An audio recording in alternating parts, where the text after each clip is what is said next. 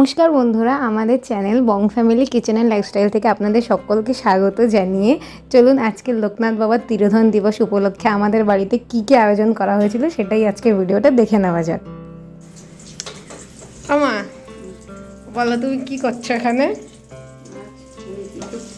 হ্যাঁ, লোকনাথ বাবা তিরোধান দিবস তো তাই ওখানে প্রসাদ দেওয়ার জন্য বাবার সঙ্গে প্রসাদ দেওয়ার জন্য প্রসাদ তৈরি করছি। কি কি রান্না করছো? আর 5 রকম ভাজা করবো, বাসন্তী পোলাও, আলুর দম, লুচি, পায়েস, ফল প্রসাদ। বাহ, 5 রকম ভাজা বলেছি? হ্যাঁ বলেছো। এখন 5 রকম ভাজাটা এখন ভাজা চলছে। এই যে এখানে কি কি আছে মা? আলু, এখানে আলু আছে, গাজর আছে, পটল আছে, ভিন্ডি আছে, কাঁঠালের বিচি আছে। ও নতুন একটা জিনিস, কাঁঠালের বিচি, খুব টেস্টি লাগে খেতে। আর এখানে সব এগুলো রেডি করে রেখেছে, এখন পরে রান্না হবে। ঠিক আছে, তুমি ভাজো, আবার একটু পরে দেখাচ্ছি কি হচ্ছে।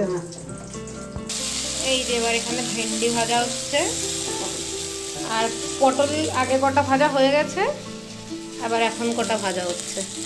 আর এইখানে আলু টালু কেটে রেখে দেওয়া হয়েছে। এই যে এখানে দুধ আছে, এটা দিয়ে পায়েস হবে। এই যে বাহ,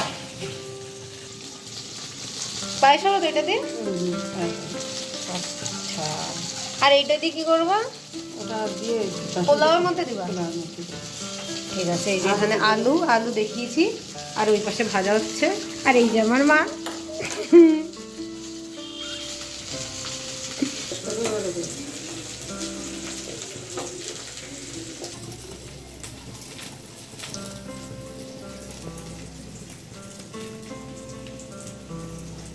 দুধটা যখন ভালো করে উতলে এসছে তখন আমি গোবিন্দভোগ চালটা দিয়ে দিলাম, 2-3 তেজপাতা দিয়ে দিয়েছি, কিশমিশ দিয়ে দিয়েছি, আর কাজু কিশমিশ দিয়ে দিয়েছি।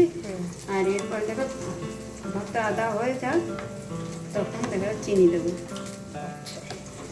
চিনি দেবো, আরও পেঁয়াজ আছে, এটা পরেই বলছি। ঠিক আছে। এখানে আমাদের ভাজাটা একদম কমপ্লিট হয়ে গেছে। এই পাশে কটা ভেজে আছে, আর এখানে কটা হচ্ছে, এটাও হয়ে গেছে প্রায়।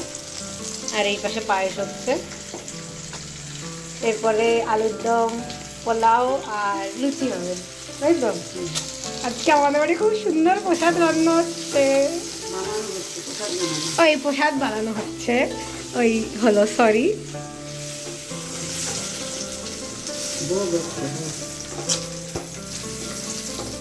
তো এবার আমাদের এখানে যে 5 রকম ভাজার ব্যাপারটা বলছিলাম, সেটা আমাদের ভাজাটা কমপ্লিট। এবার এখানে আমরা আলুটাকে বানিয়ে নিচ্ছি, যেটা আলুর দম, সেটা এখানে বানিয়ে নেবো। তো এখানে মা ফোড়ন দিয়ে এটাকে ভাজছে, আর এই পাশে বাসন্তী পোলাওয়ের জন্য আমরা গোবিন্দভোগ চালটা রেখে দিয়েছি। তো চলুন দেখতে থাকুন।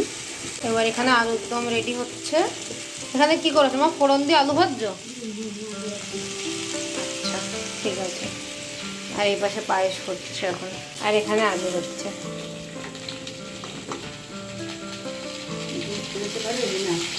ওই আমি ওইটা উতলেছে পড়ে যাবে বলে তুমি আস্তে করে রেখেছো, আমি ভেবেছি বন্ধ করে দিয়েছো।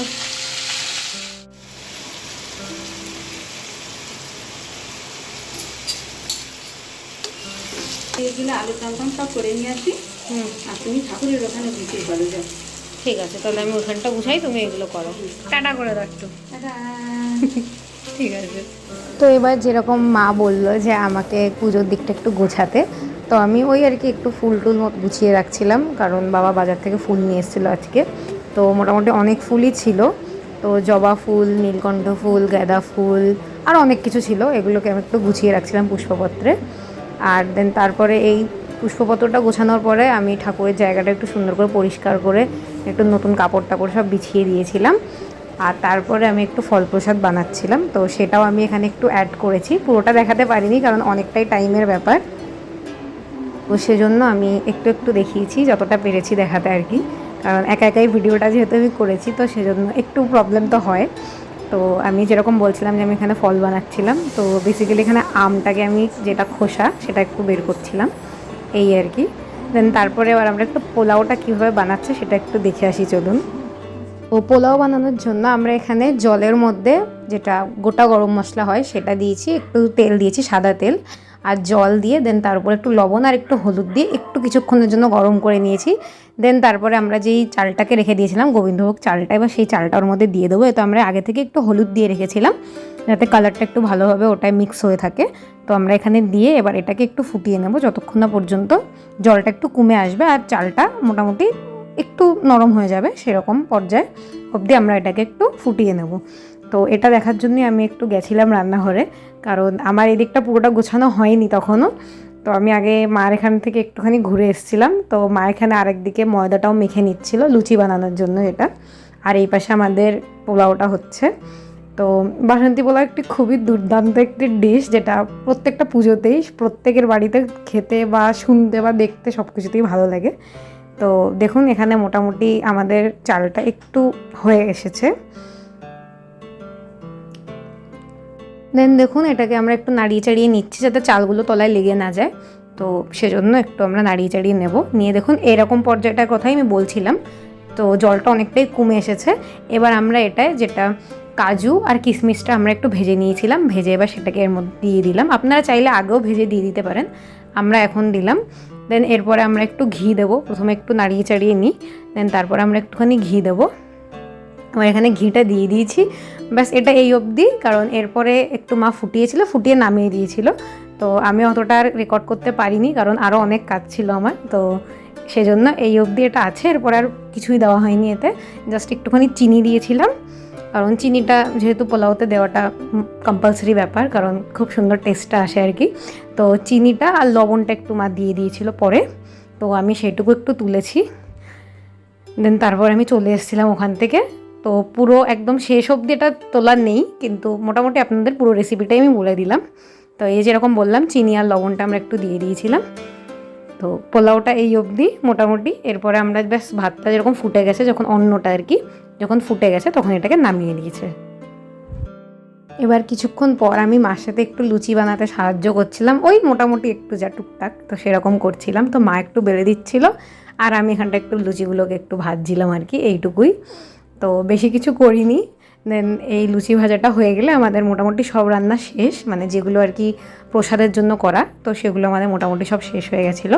এরপরে আমরা পুজোয় গেছিলাম, মানে যেটা মেন পুজো লোকনাথ বাবার পুজো, তো সেটাই আমরা গেছিলাম। দেখুন এখানে আমার লুচিটা ভেজে আমি রাখছি আস্তে আস্তে। সবকটা দেখাইনি, অল্প কটা দেখিয়েছি, 2-3টে, ব্যাস তার থেকে বেশি দেখাইনি আর। তো আপনারা অবশ্যই জানাবেন আপনাদের আজকের দিনটা কেমন কাটলো এবং আপনারা কি কি করলেন সেটা অবশ্যই আমাকে জানাবেন কমেন্টে। তো যেহেতু আজকে লোকনাথ বাবার তিরোধন দিবস, তো অনেকে এটাকে খুব সুন্দর করে মানায় আমাদের বাঙালিদের মধ্যে মেনলি। তো আমাদেরও প্রত্যেক বছর এই দিনটা খুব সুন্দর করে সবটাকে পালন করা হয়। তো আপনারা অবশ্যই জানাবেন আপনারা কেমন কাটালেন। তো এইদিকে আমার লুচিটাও কথা বলতে বলতে ভাজা হয়ে গেছে, তাহলে এবার চলুন পুজোর দিকে চলে যাওয়া যাক। তো এবার আমরা মন্দিরে চলে এসেছি। দেখুন এই জায়গাটা আমি সাজিয়েছিলাম, তো আপনারা অবশ্যই জানাবেন কেমন হয়েছে। খুব তাড়াহুড়ো করে সাজিয়েছিলাম, তো নিশ্চয়ই জানাবেন কেমন লাগছে। এবার এখানে আমরা প্রসাদ নিবেদন করে এরপরে মা পুরো যে বইগুলো ছিল সেগুলো পড়লো, লোকনাথ বাবার পাঁচালী, কৃষ্ণের অষ্টোত্তর শতনাম, এগুলো সব পড়া হয়েছিল। তারপরে আমাদের পুজোটা মোটামুটি কমপ্লিট হয়েছে। তো এখন সাজানোটা কেমন লাগছে আপনারা অবশ্যই জানাবেন। তো দেখতে থাকুন পুরো ব্লগটা। গণেশের নম, গণেশের ওম গণেশায় গুরু প্রণাম। ओम अखंडमंगलाकारं व्यक्तं जैन चराचरं तत्पदं दर्शितं जन तस्मै श्री गुरवे नमः। अज्ञानतिमिरान्धस्य ज्ञानाञ्जनं शलाकाय चक्षुरुन्मीलितं जैन तस्मै श्री गुरवे नमः। गुरु ब्रह्मा गुरु विष्णु गुरुदेव महेश्वर गुरुदेव परम ब्रह्म तस्मै श्री गुरवे नमः। मन्नाथ श्री जगन्नाथ मदगुरु श्री जगद्गुरु महामदात्मा सर्वभूतात्मा तस्मै श्री गुरुवे नमः। আর হইল পুত্রে দিতে মাতৃস্নেহে রাজিনা হইল, তারপর এলো যাবে পুত্র সন্তান সন্ন্যাসী হইতে তারে কল্যাণ প্রদান। এ শিশু সামান্য নয়, বলেন সকলে নানা সুলক্ষণ তার রয়েছে অঙ্গে। ভগবান গাঙ্গুলি থাকেন কচুয়াতে, সংবাদ পেয়ে তিনি আসেন দিতে কচুয়াতে ভগবান দেবের মহান পণ্ডিত ব্রহ্মজ্ঞানী নিষ্ঠাবান ব্রহ্মতে যে দীপ্ত দেহ গদাধার এক নাম করিলে ধারণ।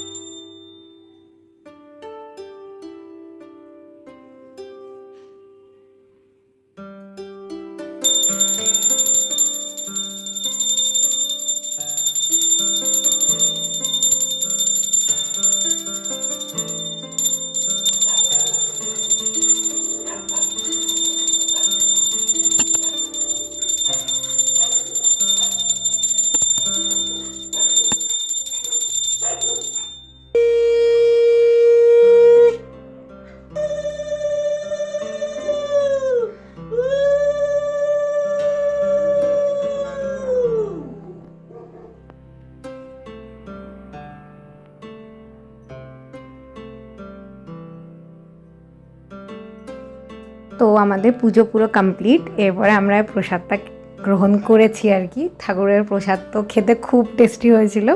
তো আজকের দিনটা আমাদের এরকমই গেল। তো আপনারা অবশ্যই জানাবেন আপনাদের আজকে দিনটি কেমন গেল এবং এই ভিডিওটি কেমন লাগলো। যদি ভালো লাগে অবশ্যই ভিডিওটিকে লাইক করবেন এবং চ্যানেলটিকে সাবস্ক্রাইব করবেন। দেখা হচ্ছে পরবর্তী ভিডিওতে, ততক্ষণের জন্য নমস্কার।